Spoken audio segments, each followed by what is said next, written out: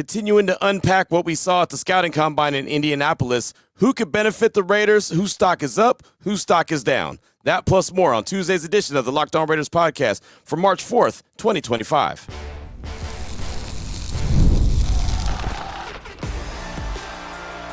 You are Locked On Raiders, your daily Las Vegas Raiders podcast, part of the Locked On Podcast Network, your team every day.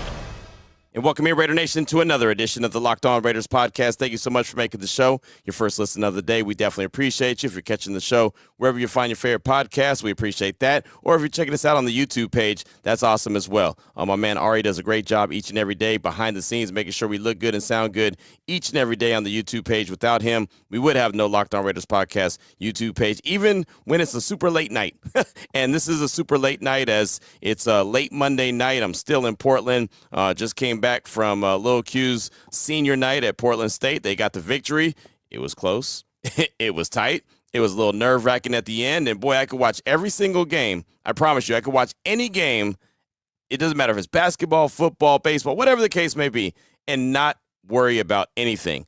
Man, I was on the edge of my seat with that game because, obviously, of Lil Q and wanted to make sure that they won on senior night. And they did get the dub, so big ups to Portland State. The Vikings got the dub, and it's probably the only time here on the show that we'll talk about the Vikings in a positive way. But still here in Portland, getting ready to get on that bird in the morning, head back to Las Vegas. Excited about that opportunity, but also excited about the opportunity to talk with you for a few minutes here on the Locked On Raiders podcast. So we'll get your feedback, your calls and texts coming up in segment number 3 of today's show, 707-654-4693. Of course, we got plenty of feedback to get to. This is going to be a fun and exciting offseason, I do believe. I think the Raiders are going to be very active, not only in free agency, but also in the draft. So we'll get plenty of feedback when it comes to that. So that'll be segment number 3. Segment number 2, Tony Pauline, Sportskeeda.com, joined my radio show on Monday and talked about the draft. He's an NFL insider, talked about the scouting combine and what he saw and what he didn't see there in Indianapolis and kind of his takeaways from that, whose stock is up, whose stock is down,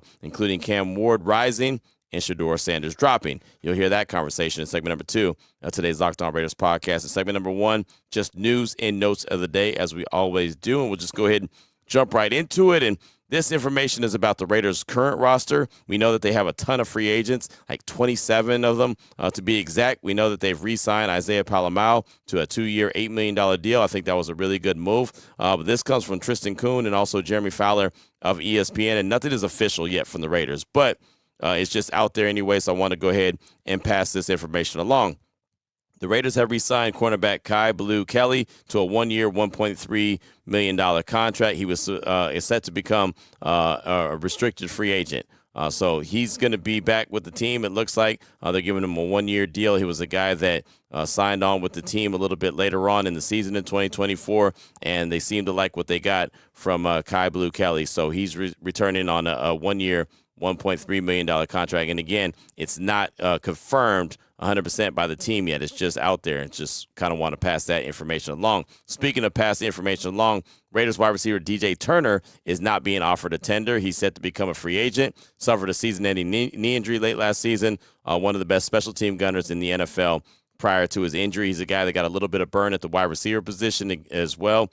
He's really worked hard. He worked hard in training camp when Devontae Adams wasn't there and other guys were down due to injury. You saw DJ Turner step up, but it doesn't look like he's got a place, at least right now, right, for him on the Raiders roster. That could always change. It doesn't mean that they're not going to bring him back, but they're not going to tender him and give him a certain amount of money. It's something that they may revisit later on, but it doesn't sound like DJ Turner, at least right now, is going to be back in 2025 with the Raiders. Also, I thought this was a pretty interesting note.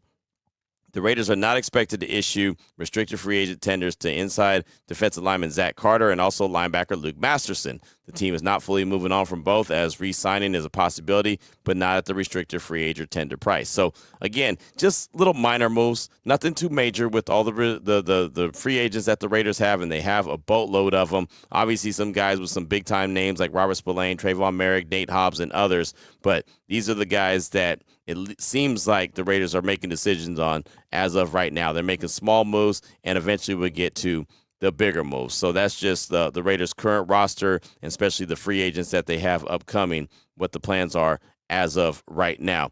Also, now that the Raiders have missed out on Matt Stafford, all reports coming out of the scouting combine is that they're going to turn their attention to Sam Darnold. We'll find out sooner rather than later. Matter of fact, Tuesday, 1 p.m. Pacific time, that's when the franchise tag could be placed on him. From all accounts, the Vikings are not going to place the franchise tag on him, but they have till 1 p.m. Pacific time to make that decision. So they still could very well go ahead and put the franchise tag on him. And if they don't, then there could be teams out there like the Raiders or others, maybe the Giants, teams like the Browns, teams like the Steelers, that may try to go and acquire his services. And again, all the conversation coming out of the scouting combine ever since the Raiders missed out on Matt Stafford is that Sam Darnold is a guy that they would go after. I don't think that that's the right approach, but that's just me. Others have their thoughts on it. That's fine. I just don't think that a one-year guy, he hasn't done it throughout the course of his career, but finally found a way to do it in Minnesota where a lot of things are in good position with the Vikings. So there's a recipe for success there where that might not necessarily be the success that's in line with the silver and black right now. But I thought it was interesting. Chris Canty, part of Unsportsmanlike on ESPN Radio, along with Evan Cohen, they were talking about Sam Darnold and the reports about the Raiders, trying to turn their attention to him, and they shared their thoughts. And we'll start with Chris Canty and his thoughts on Sam Darnold, and he was talking about what I've said many times about Darnold. Don't give him 4 years, $160, $180 million deal. If you want to give him a 2-year deal as a bridge quarterback, fine, right? Something that's low level, that's fine. I can deal with that. But he doesn't even like that approach to it, and he'll explain why here. Here's Chris Canty from Unsportsmanlike talking about Sam Darnold and the Raiders. If you're on the fence about Sam, if you're hedging with Sam Darnold and you're more comfortable with a shorter-term contract, I would think that the Raiders need to go the direction of drafting a quarterback because I don't think they're in a position where they can go with half measures. If you're the Raiders, you got to have conviction on the decision that you're making now that you're trying to change the culture with a new head coach, new ownership in Tom Brady being in the building, new general manager. You want to make sure that the next quarterback that you bring in is in lockstep with all three of those entities, and they can be an extension of the higher-ups within the franchise. And so if it's not Sam Darnold, if they're not pot committed to going with Sam, then I think they need to draft a quarterback, and I would say Shedeur Sanders would be a perfect fit. So that was Chris Canty, which I thought was good, some really good information. But my man Evan Cohen, also from Unsportsmanlike, it's Cohen, Canty, and also Michelle Smallman. Evan Cohen really took it to a whole another level and broke it down. And I talked about this and played this sound on my radio show on Monday, Unnecessary Roughness, on Radio Nation Radio 920. And he really hammered home some good points when he talks about Sam Darnold and basically says, you don't need Sam Darnold, go get Shedeur. This is not me saying go get Shedeur. This is Chris Canty, who you just heard from, and now Evan Cohen. But Evan Cohen really breaks it down and explains why he's not a fan of Sam Darnold with the silver and black. Check it out. I don't like it. I don't like this at all for the Raiders. And I'll tell you why. Sam Darnold's prime is going to coincide with the prime of Patrick Mahomes. Sam Darnold's prime is going to coincide with the prime of Justin Herbert. Do you think at any point he's going to be better than either of those guys? At any point, do you think he's going to be better than either of those guys? My answer would be absolutely not. Either one of them. That doesn't mean he's bad. It just means your timing is completely off on this. You're signing a guy for big money that the prime is going to coincide with the prime of these unbelievable. Well, Mahomes is an iconic player. Herbert is a quote a Pro Bowl type player, right? To steal from Pat Costello.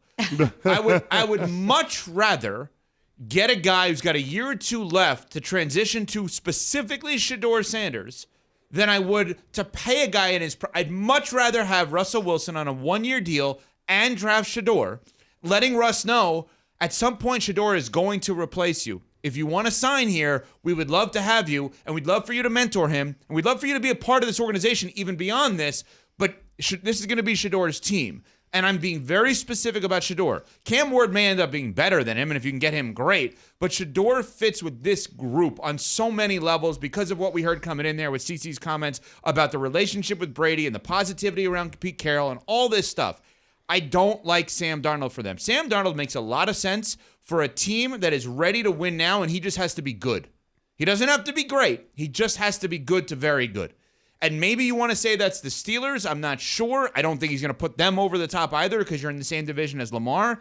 But I just really don't think this makes any sense at all for the Raiders to go out there and spend big money on Sam Darnold when his prime will coincide with the prime of people significantly better than he is. Now, that was some really detailed information there. I think it's really quality sound. I like to bring as much as possible to the show because it might be something that's a different opinion than what I have, or it may even be an opinion that I do have, but it's someone else saying it that you may look at and say, you know what? Okay, it's not Q just being crazy, right? There's others that feel the same way. And so I do like to let you hear a difference of opinion or just others' opinions on the situation. And again, I'm just not sold on Sam Darnold as potentially a franchise quarterback for the Silver and Black. Sure, a 1-2 year guy, minimal money. And when I say minimal, nothing is minimal when it comes to the quarterbacks in the NFL. It's about, $35-40 million a year.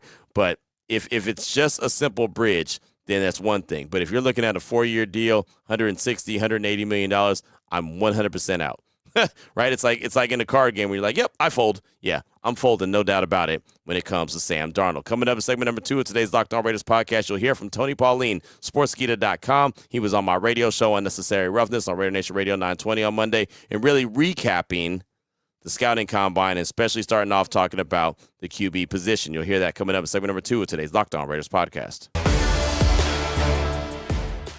Before I get to that, though, I do want to tell you about the title sponsor of the show, and that is FanDuel. When the game tips off, the NBA action is just getting started. There's no better place to get in on the action than with FanDuel. It's America's #1 sportsbook. With FanDuel, you can place live bets throughout the game, so even if you missed the opening tip-off or want to bet on a fourth quarter comeback, you can stay in the action. And if you're looking for a bigger payout, you can even combine your live bets into a same-game parlay. I don't know if you've been paying attention, but ever since the trade deadline, the Lakers have been smoking. They've been cooking with grease, right? Luka and LeBron have been great. When one's not good, the other one picks them up, and the Lakers have been fantastic. I want to say they won 16 out of the last 19 games. I know all those don't have to do with Luka, but, man, they have been really playing well. The number 2 seed right now out west. And, oh, by the way, don't look now, but my Warriors, they're playing really well after the addition of Jimmy Buckets. So 2 teams, 2 organizations that got rejuvenated at the trade deadline. Those are 2 teams that are on a collision course in the playoffs. That might be something that you want to get some action in on. The Lakers, the Warriors, and what they could do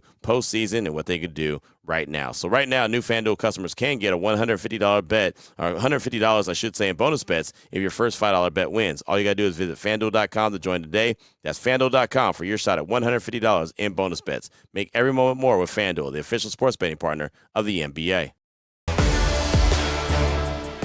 All right, Raider Nation, here we go. Segment number 2 of today's Locked On Raiders podcast. Want to continue to give you a little bit of a recap of the scouting combine in Indianapolis. And I love the fact that so many different outlets do these, these kind of recaps, and they have their own feelings, and these different insiders, they talk to many different folks, many different, organizations and other sources, and they get their information and they put it out there so we can kind of understand better what teams are thinking about some of these prospects. So Tony Pauline, sportskeeda.com, he just put out a few different reports about the quarterbacks, talked about the scouting combine. He put out one tweet: Shedeur Sanders' draft stock has slid a little during the NFL combine week, and the 6th pick is the earliest he could be drafted. Remember, Raider Nation, the 6th pick is what?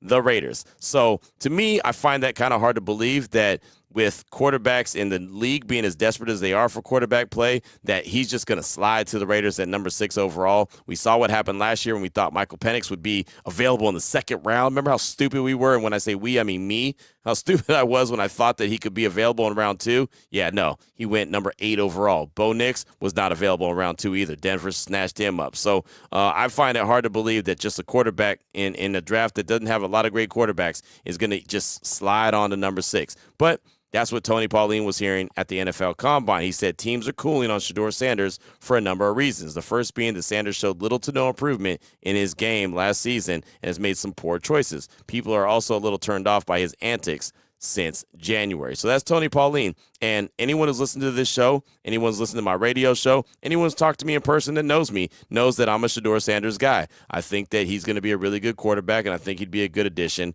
for the Silver and Black. But when there's reports out there like that, I want to get to the bottom of it and hear others' side of things. So I had Tony Pauline on my show and just really asking him about a recap of the scouting combine and what his biggest takeaways were. Obviously, the quarterback position came up, but here's Tony Pauline talking about his biggest takeaways from the scouting combine week. My biggest takeaway is all these guys need a lot of work this year, and this year's class pales in comparison. Even though the top quarterbacks didn't throw, this year's class pales in comparison to last year. So last year, really would have been the year to get a quarterback.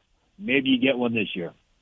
Cam Ward, Shedeur Sanders, those are the guys at the top of the draft board when it comes to QBs. But from your point of view, it sounds like the gap between Cam and Shedeur is starting to grow pretty large in favor of Cam. Yeah, it has. And, I started reporting from the Shrine Bowl that everyone had Cam Ward. When I say everyone, I mean NFL teams had Cam Ward as their number one quarterback. And I think Shedeur Sanders just continues to make a lot of self-inflicted wounds. He goes to the Shrine Bowl. People are expecting him to throw in individual drills. He doesn't. He shows up one day and sweats. He didn't have a good 2024. The film isn't there. Doesn't throw yesterday. And I think people are just growing disenchanted with him, whereas Cam Ward is a guy who's coming off a great season. He was a much better quarterback in 2024 than he was in 2023. You can't say that about Shedeur Sanders. And, there's also the Dion factor, as I reported.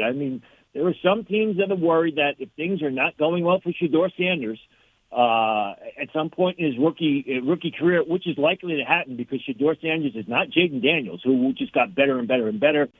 Deion Sanders is going to be your typical parent. He's going to, complain. He's going to voice his concerns. The only thing is, the typical parent is not the head coach of the Colorado Buffaloes that has the bully pulpit of the microphone at press conferences every week. So that is a bit of a concern to teams. Tony Pauline is with us here on Raider Nation Radio 920, Unnecessary Roughness. A lot of times when it's the draft process, we hear reports come out, I'm not saying from you, but like from teams that may want to affect the player's draft stock or either up or down. Are you hearing any of that, or is this just this is what people are seeing and what they're saying? Yeah, that will come out closer towards the draft. I think you may hear some things about medicals. I think what happens is not so much affecting draft stock, but what the plans of teams are. Denver with Sean Payton made everybody believe that they wanted J.J. McCarthy last year when in fact they wanted either Jaden Daniels or Bo Nix. So what they'll do is they'll throw bones out there to give the impression that they may like one player when in fact they're like a completely different player. So when it comes to the quarterbacks, we know the top two. Is it safe to say that Jackson Dart is no doubt number 3 now, basically off of what he did at the Combine? I would say right now I put Quinn Ewers ahead of him. Quinn Ewers is got a bigger downfield arm. He's more of a vertical passer than Jackson Dart. I like Jackson Dart between the ears. I think he's a good game manager. It depends on what you like. Do you want the guy that can throw the ball downfield consistently, which Quinn Ewers has shown the ability to do, or do you want more of the game manager, which is what Jackson Dart is? So when it comes to Quinn, I'm interested in your take here. How much concern is there with the previous, the medicals with him not being available quite a bit? That's always going to be a concern because when a guy is injured and on the sidelines, you can't help the team. I also think that when you watch Quinn Ewers in game action, sometimes he's a little bit late. He's a little bit hesitant pulling the trigger. Sometimes he's slow to make a decision, which is a concern. But I think, you go back and when you watch his potential and his ability as a vertical passer, that is very attractive to teams. Talking to Tony Pauline, sportskeeda.com right now on Raider Nation Radio 920, Unnecessary Roughness. I came into the show and said one of my big takeaways from the Combine was the running backs. Ashton Jeanty is the cream of the crop, but, man, it's a deep, deep running back class, a lot of fast dudes. What do you think about the overall body of work that is this running back class? Yeah, you said it right. And, this is one of the deepest classes that we've seen in a long, long time. You mentioned Ashton Jeanty. There were some teams that actually like Omarion Hampton of North Carolina better than Ashton Jeanty. I'm not one of them, and I kind of put that in the mold that, some teams did have Zach Wilson rated higher than Trevor Lawrence, but Omarion Hampton in his own right is a terrific next-level back. You saw Quinshawn Junkins of Ohio State run much faster than expected. I think Trevor Etienne of Georgia is an explosive, 3-down player that can create yardage and catch the ball out of the backfield when he's on his game. Travion Henderson of Ohio State, another guy that I really, really like a lot. We did not get to see Cam Scatterbo, who I think is more of a day 2 pick, but, he's a guy that a lot of people like. Dylan Sampson of Tennessee was outstanding. Bashul Tutin of Georgia Tech was outstanding. Just and there, I mentioned Scatterbo, who didn't work out. LaQuint Allen of Syracuse didn't run, but he's a terrific back. You're going to have legitimate NFL running backs through the 5th, even 6th round in this year's draft, which just tells you the depth of the position. Yeah, it is. That's really incredible, man. What a really deep class when it comes to the running backs. So how much do you think that might affect Ashton Genty's stock when they're willing to draft him first because the class is so deep? Well, if you like Ashton Genty, you're going to you grab him. I mean, don't be saying, well, we can get a good back in the 2nd or 3rd round because, number one, Ashton Genty, on my board anyway, is head and shoulders above everyone else. And then, come that 2nd or 3rd round, that back that you were hoping to get may be off the board. But, I mean, Ashton Genty is a 3-down player at the position. He's a terrific interior ball carrier. He can turn the corner. He's an outstanding pass catcher out of the backfield. He played well against big competition. People say, well, it's Boise State. Go watch Ashton Genty play against Oregon this year and see how he tore up that Oregon defense. Ashton Genty is not only a good back, but he's one of the better prospects in this draft. I think I have him 5th or 6th on my board. It's just that the NFL doesn't value running backs as early picks in the draft. Right. There's no doubt about that. Again, Tony Pauline, sportskeeda.com, is with us here, Raider Nation Radio 920. So when it comes to Judkins and Henderson, both from Ohio State, what's the chances that Chip Kelly, who's now the OC of the Raiders, has his eyes on at least one of those guys and tries to get him drafted? Oh, I'm sure, and depending on the offense that they're going to run, or if it's a Chip Kelly type offense, I think he goes with Trevion Henderson because he's more versatile. He can do more things a little bit better on the outside than Quinshon Judkins, who himself is a real good back. Henderson is not your quote unquote feature ball carrier. You're not going to hand them the ball 15 to 20 times a game. Not that any ball carrier running back getting 15 to 20 handoffs a game. But Henderson just does so many things so well, and he's so fast, which is what Chip Kelly likes.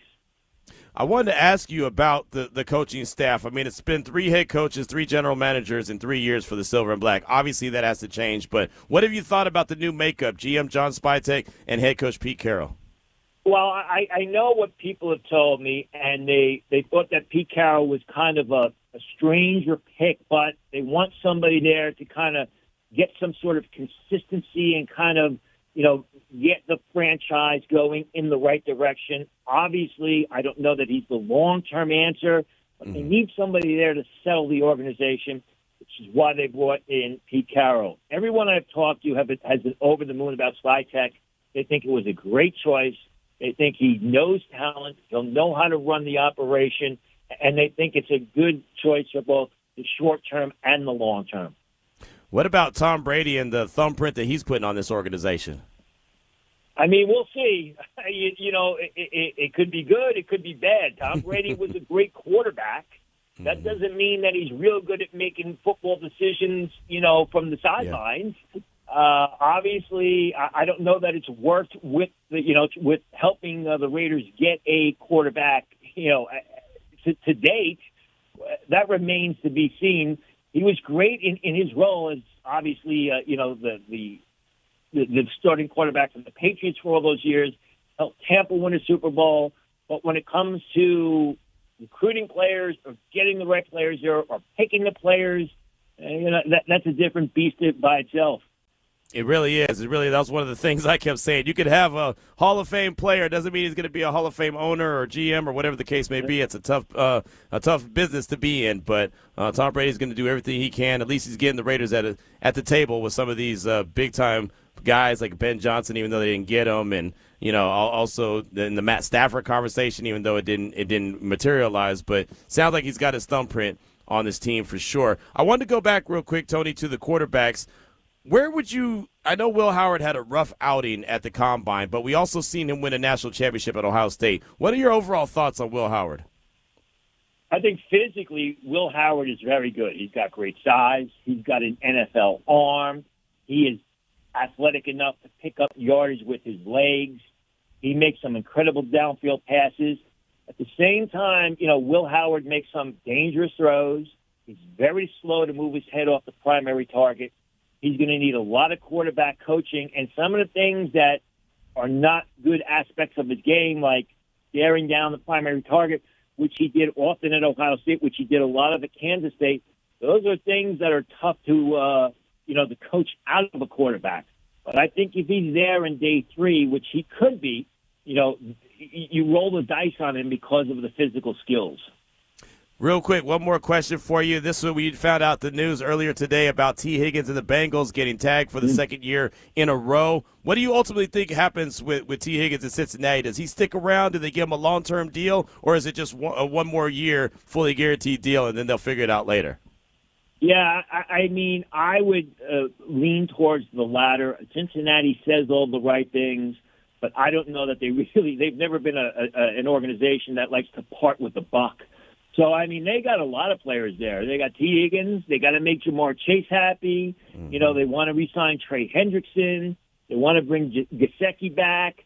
It's a matter of them opening up the checkbook and signing some big checks. I just don't know that they're going to do it for the long term, which is kind of foolish because they got the quarterback there, and the time is now for them to win. Great stuff. I thought really good stuff right there from Tony Pauline, just kind of breaking down the scouting combine. The running back position, that was one of my biggest takeaways from the scouting combine is that it's so deep with talent, you don't have to reach for an Ashton Genty. Is he different than the rest of them? Absolutely. But there's some really good running backs in this upcoming draft, right? The class is so deep that you don't have to reach for one. You can get one in round 2. You can get one in round 3. You can get 2 if you want to. Chip Kelly, as an offensive coordinator, needs what?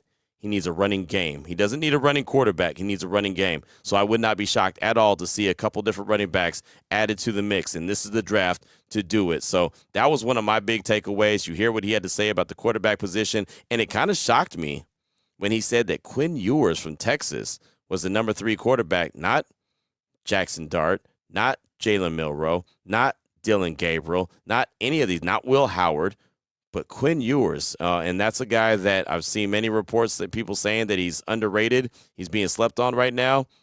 I find that hard to believe. I covered Quinn Ewers when he was at UT for a long time when I was in Central Texas at ESPN Central Texas. I don't see it. His availability is not always that great. He gets injured and banged up quite a bit, and he gets skittish in the pocket when he gets hit a lot. But again, I respect the thoughts of the guys that are talking to the decision makers when it comes to the NFL. So that was Tony Pauline giving a little bit of a combine recap from my radio show on Monday. What's on your mind? Your calls and texts are next, 707-654-4693, as we close out the show here on the Locked On Raiders podcast.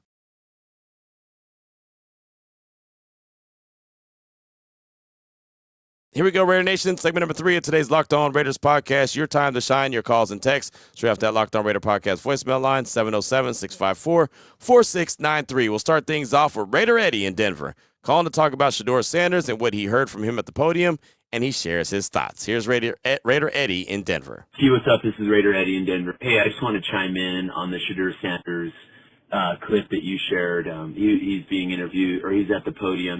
I guess he is being interviewed, or he's at least answering some questions. I did not like what I heard from Shedeur at all. A few different things. One, I didn't like his comment about, I did it at Jackson State, I did it at University of Colorado, why can't I do it in the NFL? Just think about that statement, Q. I know he didn't say it exactly like that, but I'm pretty much paraphrasing what he was saying there. Just think about that, Q. Are you kidding me? Just because a guy thinks he does it at Jackson State, then at CU, now he's going to do it in the NFL? Like, talk about a lack of humility. Talk about a guy that just his ego is so big, and we know already these things about Shedeur. But the way he answers the questions like that, to me, is just mystifying. And if I'm a GM, there's no way I like that approach. Secondly, Q, I just don't think he's that well-spoken of a guy. There are other guys I've heard that just communicate a lot better vocabularies, clearer communicators. I just don't like it. The stuff about the rap music. Why are you being asked about rap music when you're going in for, your biggest job interviews of your life? That's ridiculous. I don't like any of that, you know. And then there's just sort of an air about, oh, you know, if I can do it here, I can do it. And, oh, you know, yeah, me and Tom Brady. And, oh, you know, I don't like any of that. That, to me, does not sound like a young man that I would want leading my football team whatsoever. I think there's a lot of good ones. This, to me, is one that's a terrible soundbite. And, Q, sometimes you share these clips. And you say, hey, I'm gonna share something, and I really think it means this. Q, I think that's a terrible soundbite. I know this is the marketing platform for Shedeur Sanders' draft campaign right here, but you know I'm saying that a little tongue in cheek, but you know it sort of is. That is not a clip that puts Shedeur in a good light whatsoever. I don't think that's good at all. Q, love to hear your thoughts. It's never personal, and I don't mind a little disagreement. In fact, I think that makes it more interesting. Q, love the show. Go Raiders. Thank you for the call, my man. Appreciate you as always. He's not well spoken. That's an interesting statement. It really is. I don't even know what that means. I know what that means, but I don't know what that means as far as quarterback play. I guess he has to have a perfect vocabulary to be a good quarterback. I don't know. He talks like he talks. I don't have a problem with him.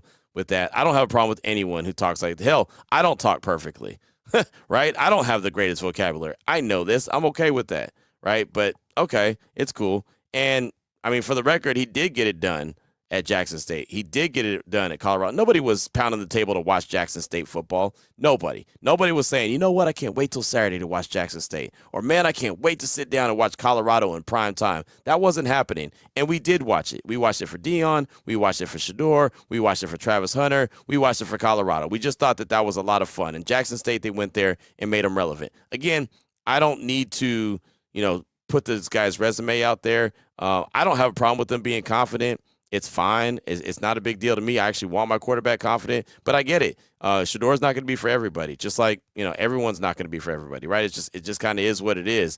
You either like him or you don't, and that's fine. In this quarterback draft, I think that Shedeur is a good quarterback. I think he'd be good for the team. Maybe they don't think that. Maybe they think it's Cam Ward. If it's Cam Ward, I'll say the same thing that I said about Shedeur. Go up and make a move for him. Do whatever you have to take to get him. If the Raiders identify Cam Ward, who I'm assuming that you like him, and maybe you don't. Maybe you need to tell me who you do like. But maybe it's Cam Ward. If they like him, go make a move for him. If you're sitting at 6 and you like Cam Ward and you think he could be your franchise quarterback moving forward and take this team to the next level, then by all means, go trade up to number 1 and go get him. Don't end up – my big thing is don't end up like the Raiders did last year, where they sat at number 13 thinking that they were going to get their quarterback just to fall to them, and then all of a sudden at number 8, a few picks ahead of them, this guy gets snatched up, and then there's none left. Like, don't end up like that. That's my only caution. So whether it's Cam Ward, Shedeur Sanders, or other, just go get your guy. That's all I really care about at the end of the day. Whether he's a guy that you like, he's a guy that I like, it doesn't matter. I just want a winning quarterback. I want them to get a franchise guy that they can hang their hat on, and that carousel of quarterbacks can close, right? No more Brian Hoyer, no more Aiden O'Connell, no more Gardner Minshew, no more Jimmy G, no more Desmond Ridder, right? I mean, just none of those guys. And no disrespect to Aiden O'Connell and Gardner Minshew. I know they're still on the roster. Gardner will probably get released sooner rather than later. Aiden O'Connell will be part of the competition mix as far as I'm concerned. But finally, find a guy, identify a guy that you feel like could be your dude moving forward. That's my big key there. Whatever that looks like, whatever that sounds like. If his vocabulary is perfect, great. If it's not, that's great too. If he can go out there and play, he can lead the team, the players like him, the organization loves him, that's all that matters to me. I'm not judging the dude by the way he sounds. He's not well spoken. I'll tell you. I'm not even going to tell you. It's not even a big deal. But there you go. He's not well spoken. That's the biggest knock on Shedeur. Thanks for the call, Eddie. Always love to hear from you. Up next, got a text from JJ in the 509. What up, Q? It's JJ from the 509. Tri-Cities. Off topic from the Raiders, but you mentioned that your son plays for Portland State. If he was on the basketball team a few years back, then I believe I might have made him and his teammates food one time at the local cheesesteak chain called Brucky's. Anyways, I didn't know if he played for Portland State 3 or 4 years ago, but if I did, it was an honor, much love, and just win, baby. Thanks so much, JJ, in the 509. I appreciate that. And no, he just transferred in from Western Oregon. So this was his one and only year at Portland State. He's trying to get that 5th year of eligibility. I hope he does. It's a really good spot for him. Coach Coburn is a really good coach, and we had a fun time at senior night in Portland, where I'm at right now recording this show. About to be heading to the airport in a couple hours and head back to Vegas. They won. It was a hell of a game, but man, what a great experience to be able to sit there in person, courtside, and watch your son go out there and ball out on senior night. I mean, he's already, he's outdone me as far as accomplishments in life 100 times over. So I'm really proud of him. Obviously, the family's really proud of him as well, and it was a really good time. So hopefully, maybe he'll be around next year, and if you're still serving up those cheesesteaks, maybe he can be the guy to get that. I did see and run into a couple people. It's really cool at the arena on Monday night that either heard me on the podcast or the radio show talking about Portland State, and we're like, hey, man, welcome to Portland. Like, I thought that was really cool, and just let you know how large these different platforms really do reach. But thanks so much for that text. I do appreciate you. Up next, got a call from Raider Boz. He's calling to talk about the quarterback position. Robert Spillane also mentioned Jacoby Myers. Here he is, Raider Boz. Hey, Yo Q. Hey, this is Raider Boz from deep Appalachian Mountains here in Hayside, Virginia. Hey, I've been a Raider fan since 1978. I've seen some highs, and as you know, seen a bunch of lows too. I listen to you 5 days a week, going to work. Appreciate what you and Ari do for us Raider fans, man. I'm tired. Year after year, get excited, resting on a mediocre quarterback. Now's the time. Never wanted to give up draft capital until now.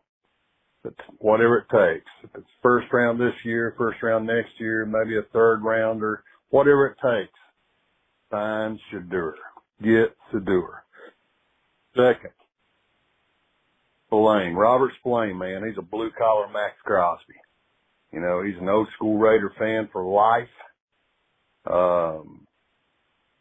And also, just third, do whatever it takes to keep Jacoby Myers. He's a down-to-earth dude, and he's a baller, man. We got to keep Jacoby, man. But as always, just win, baby. Raider Boz out. BOZ, thanks so much for the call. Appreciate that. And, yeah, I mean, I think Shedeur is the way to go. We're going to see what happens, right? I know that many don't agree, and that's okay. We'll see how it all plays out. Spillane is definitely being looked at by other teams, just like Merrick and Hobbs are. So it would be nice to get, I know everyone's not going to re-sign. It'd be nice to get Spillane re-signed. Merrick, I promise you, after week 18, he did not seem like a guy that was interested in re-signing with the Raiders. Just kind of the vibe I got from him in the locker room. And, he's not really the ball hawk guy. He doesn't have a lot of ball production, so I don't really know what the value is on that. Nate Hobbs obviously is one of those dudes that his just availability is not there all the time. But Jacoby Myers is that guy. He's awesome. I mean, he's such an underrated dude. He just does his job, knows his role. I mean, in New England, he was the number one wide receiver until he wasn't, right? With the Raiders, he was number 2 until Devontae bounced. Then he ended up becoming the number 2 weapon behind Brock Bowers. He's out there blocking. He's doing the dirty work. Jacoby Myers gets it. He knows how to be the ultimate teammate, and whatever they need him to do, he does. I really do appreciate his game, but the Raiders have some decisions to make when it comes to some of their free agents. Luckily, Jacoby's not a free agent, but definitely would like to see him stick around for a few more years. Thanks so much for that call. Do appreciate you. Up next, got a text from Raider Murray. He says, Q, Raider Murray, now that we all know we need to make a move for a quarterback, who do we take at the running back position? And do we try to double dip on both Ohio State running backs if we can, just because of the familiarity to Chip Kelly and his offense? Looking forward to your thoughts. Keeping amazing work with Ari. Am I spelling that right? My apologies if not. And best of luck to your boy tonight. That's from Raider Murray. Thanks so much. Appreciate that. Yeah, Little Q had a really good game for Portland State. They got the W. Thought he played a really good game. It was great to see him in person being able to do that. As far as the Ohio State running backs, Judkins and also Travion Henderson, yeah, I could see the Raiders being in play for, if not one of those guys. I mean, they could be in play for both of those guys, but definitely one. I definitely think they'll come away with one of those guys in the draft, just because of what you said, that familiarity with Chip Kelly, and both those guys can go. Just looking at the biggest takeaway for me from the combine was the running back position. It's really deep. These guys are really fast. These are some dudes that can catch the ball in the backfield. They can run. Henderson can, Travion Henderson can hit the home runs. I mean, they can do some big things. So, yeah, I definitely think that the Raiders have a lot of different options at the running back position where it was talked about maybe drafting Ashton Genty. I think the Raiders can go and benefit and get someone, get a big-time difference maker at that spot, whether that's a quarterback, cornerback, offensive lineman, defensive lineman, whatever the case may be. You can get a running back later that's still really high quality as far as I'm concerned. So thanks so much for that text. Definitely appreciate you. We'll close things out with a call from Rich in the 831. He's calling to talk about some of the Raiders' defensive free agent, what he thinks the Raiders need to do with them moving forward. It's really a free agent conversation on today's show, right? Here's Rich in the 831. Hey, what's up, Q? It's Rich from the 831. Hey, man, first off, congratulations on your son on senior night. That's pretty cool. Sometimes I actually watch Portland State on ESPN Plus or like some of that big Sky conference. So that's kind of cool, man. Congrats to you both. That's an accomplishment, man. In regards to the Raiders, you brought up Spillane, Hobbs, a few other things. I would love to have Spillane back, as I think probably like 99.9% of Raider Nation would. If we can't get Spillane, I got another name out there that I pound the table for. That'd be Kaiser White. He's a free agent. Very similar player, in my opinion, to Spillane. Just about a year younger. Similar stats. Kind of vocal. I always enjoyed watching him play. I think that'd be a good pickup. Might be a little less than Spillane, actually, too. Not trying to say, hey, let's not go get Spillane because of cost. I'm just saying, that'd be a good alternative to Spillane, in my opinion. Veteran linebacker, can do a little bit of everything, right? Which I like. He's very similar to Spillane, as I already said. In regards to Hobbs, I'd probably try to re-sign him. I think he could do really good with Pete Carroll. But I would kind of temper down the money, though. I don't think his injuries kind of worry me. Maybe give him an incentive-laden deal at that point. I personally, no offense to anybody that likes the guy, I would pass on Trayvon. He had that one good year. He's kind of that Sam Darnold. That's just my personal opinion. I've never been high on him. My son absolutely loves him, and he has been high on him. I don't know. I don't see it. I was kind of hoping there'd be another free agent out there. I don't know who else is out there. I was hoping, I'm a big fan of Budda Baker, but he's no longer available. I think he would exemplify the silver and black with his playing abilities, but that's neither here nor there now. I take a pass on Trayvon. I try to sign Hobbs for the right amount of money. Definitely try to sign Spillane. I just don't know what they're going to do in terms of finances in that regards. If you can't get Spillane, I would definitely go after Kaiser White, in my personal opinion. I'm not big on Eichenberg. He's only had 1 year. I get it. I just don't really see it there yet. Maybe he will develop. I just don't think we want to see him develop playing every single day right now. Let's let him learn a little bit more from somebody, and then possibly down the road we have somebody. Anyways, bro, best of luck tonight, and go Raiders, baby. Thank you for the call. Appreciate you. And, yeah, again, like I said earlier, man, Hobbs is a tricky one. His lack of availability, right? When he's out there on the field, he's fantastic. He really is. You know what you're going to get from him. But when he's not out there, it's hurting the Raiders. So what's the value? How much does the team value him? Merrick, I said the same thing. Didn't sound like he wanted to really return to the silver and black after Week 18. We talked to him in the locker room. He's not really a ball hawk on the back end. He hasn't made enough plays to really command big dollars. So how much does that cost, and how much is that worth to the Raiders? And obviously Spillane would be nice to be back, right? I can see him getting priced out of town as well. But the good thing is the draft is deep in linebackers, and the Raiders could make some moves. We found out they're not going to tender Luke Masterson, so clearly they may be, going in a different direction when it comes to the linebacker position, and maybe they're going to go address that in free agency, or they're going to go address that by way of the draft. But there's a lot that they've got cooking, and obviously they have a lot of free agents that they have to address and figure out if they bring them back or don't bring them back. And Spillane, Merrick, Hobbs, that'll definitely be three guys that they have to consider. So thanks so much for that call. Do appreciate you. Still got a text. We'll wrap it up with a text from Sean in San Diego. Sorry, Ari. It's a little bit long, I know. Hey, Q, Sean from San Diego. Off-topic question from all the quarterback chatter lately. Who do you think we will run for wide receiver 2? I don't know a lot about Chip Kelly's offense. I've heard you say we need a run game, which I agree on. Can he utilize someone like Trey Tucker into our legit wide receiver 2? Been a big fan of Trey Tucker's speed and deep ball threat. His hands have improved, and I think he's been underutilized and needs more targets. Not quite a Tyreek Hill, but he could be used as such.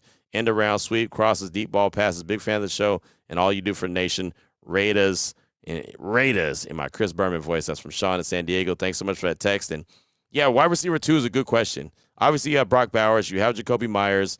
Michael Mayer sounds like he's on the trade block, so maybe he's not going to be back. Trey Tucker could be utilized in many different ways. I do think he's underutilized as well, just like you are, but I don't think he's wide receiver 2. I don't think he runs the route tree perfectly like that. I think that they need to get someone else and bring him in the mix, someone that they can get in the draft and kind of make it similar to, and I know that this was an elite wide receiver coming out of college, but remember when the Raiders had Crabtree and Cooper, how they really complimented each other, and Crabtree was the guy, like when you had to have it 3rd and 9, that's when Carr was looking for him because he always came up with the play, but then Amari Cooper was like a big play waiting to happen. They need to get like a 1-2 punch like that again. And they already have Jacoby Myers, so he can be one of those safety nets, safety valves. They have Brock Bowers. He could be a big-time player. T. Higgins, he got franchise tagged by the Bengals for the 2nd year in a row. Maybe he's a guy that they consider. There's Chris Godwin from the Tampa Bay Buccaneers. Obviously, John Spytek has familiarity and understanding of him. They're not franchising him, but he's coming off that bad ankle injury. So I don't know if they're interested in him or not. They definitely have options that they can go. And I know that, like I said, T. Higgins got hit with the franchise tag, but that doesn't mean that he's 100% off the market. All that means is that the Raiders could talk to him. They can offer him a contract.